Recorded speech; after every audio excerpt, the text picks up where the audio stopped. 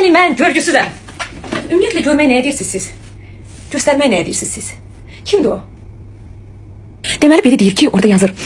İndi mən gördüyüm biridir, hamısına baxmaq çatdırmıram. Yazır ki, sonradan görmək də bir şey deyil. Valla mən anamın qarnına düşəndə anamdan ultrafiyolət işıqlar görmürdüm. Yəni siz olmayıb bir 40-cı illərdənsiniz, 1940-lardan. 40-lardan bugünə çatmışsınız, sən nə xoş bizə. Bir daha sizi salamlayıram və sizi təbrik edirəm. Siz bu yaşda görmürsünüz. Amma işte biraz aşağılardansınızsa, onda məncə əl gəzdirsək pis olmaz.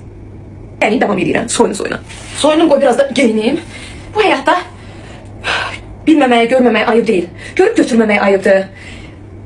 Bilə-bilə öyrənməməyə ayıbdır. İndi nə oldu? Mən anamın qarnında Versace görməmişəm, Dolce Gabbana görməmişəm, bu dünyada görmüşəm. Çünki onlar bu dünyada iftira edirlər. Sənin kimi, mənim kimi, öz içində olan insanlar. Bəli.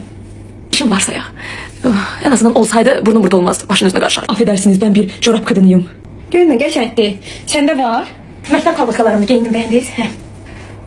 Ve ben utanmıram. Bu günümdən də. Çünki mən bugün çox xoşbəxtəm. İstədiklərimi alıram, istədiklərimi geyinirəm. Hansısa məlumatı almaq istəyirəmsə, söhbət elimdən biridən gedirsə, bunu alıram. Səndən fərqli olaraq. Bəli, mən sənin əlindən interneti almıram, sosial şəbəkədə boş-boş dolanmağa vaxt imkanını azaldmıram. Sən bütün lazımsız vaxtını mənim kimi lazımsız insanlara xərcləyirsən. Və sonra da deyirsən ki, o geyindi, nə tarılacaq, mən geyinmədim, qoy yazın, görməmiş. Sən gördün nə oldu? Mən vaxtı ikən başqalarının köhnə paltarlarıyla da geyinib böyümüşəm. Bəli. Ve burada ayıp heç nə yoxdur. Ayıp olardı ki, mən bugün də elə yaşasaydım.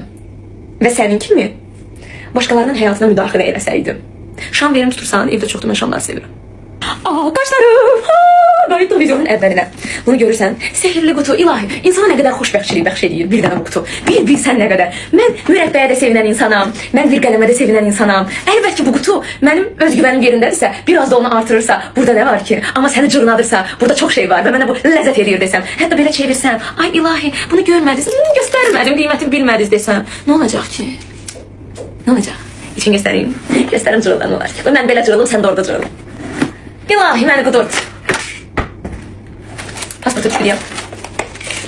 O. A klas, B klas giyinənlər var, belə pasport göstərirlər yalandan ki, bu premium klasdır. Qardaş, özüdür. Özüdür. Gözünə girsin özüdür. Ay, tobu özüdür. Belə yapışdım sinəmə. Birdən görməzsən, o belə qalsın. En güzel de bu olan